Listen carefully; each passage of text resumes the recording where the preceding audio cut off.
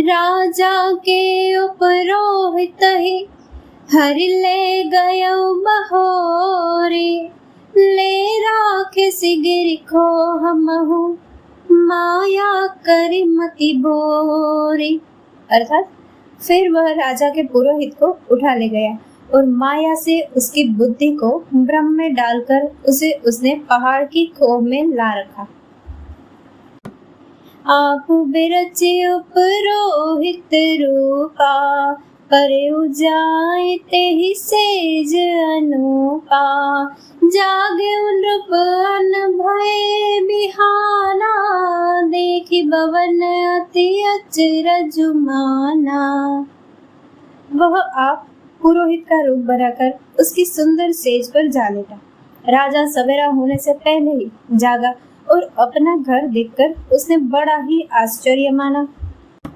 मुनि महिमा मन महु अनुमानी, उठे उगवहि जेहि जानन रानी, कानन गयो बाजी चढ़ते ही, पुर नर नारी न जाने उके ही।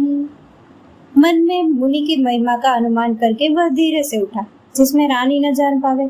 फिर उसी घोड़े पर चढ़कर वन को चला गया। नगर के किसी भी स्त्री पुरुष ने नहीं जाना। गए जाम जुग भूपति आवा, घर घर उत्सव बाज बधावा, उपरोहित ही देख जब राजा, चकित बिलोक सुमिरि सोई काजा। दोपहर बीत जाने पर राजा आया। घर घर उत्सव होने लगे और बधावा बजने लगा।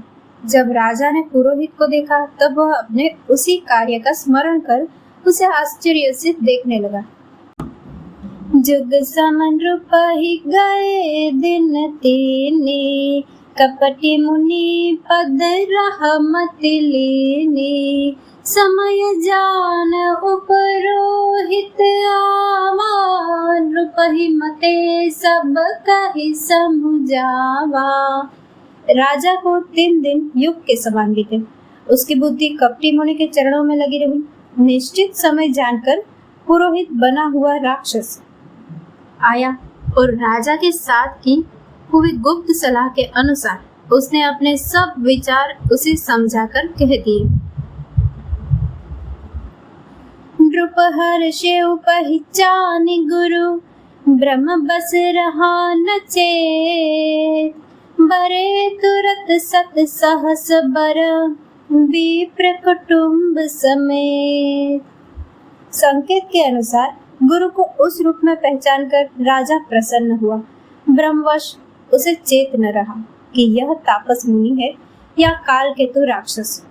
उसने तुरंत 1 लाख उत्तम ब्राह्मणों को कुटुंब सहित निमंत्रण दे दिया। उपरोहित जेवनार बनाई, छरस 4 विधि जसि श्रुति गाई, माया मय तेहि कीनि रसोई, व्यंजन बहुगनि सकई न कोई। पुरोहित ने 6 रस और 4 प्रकार के भोजन जैसा कि वेदों में वर्णन है बनाए। उसने मायामयी रसोई तैयार की और इतने व्यंजन बनाए जिन्हें कोई गिन नहीं सकता।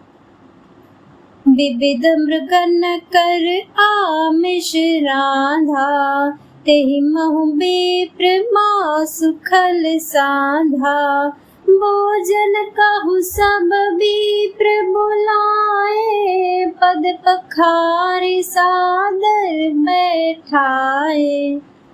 अनेक प्रकार के पशुओं का मांस पकाया और उसमें उस दुष्ट ने ब्राह्मणों का मांस मिला दिया। सब ब्राह्मणों को भोजन के लिए बुलाया और चरण धोकर आदर सहित बैठाया।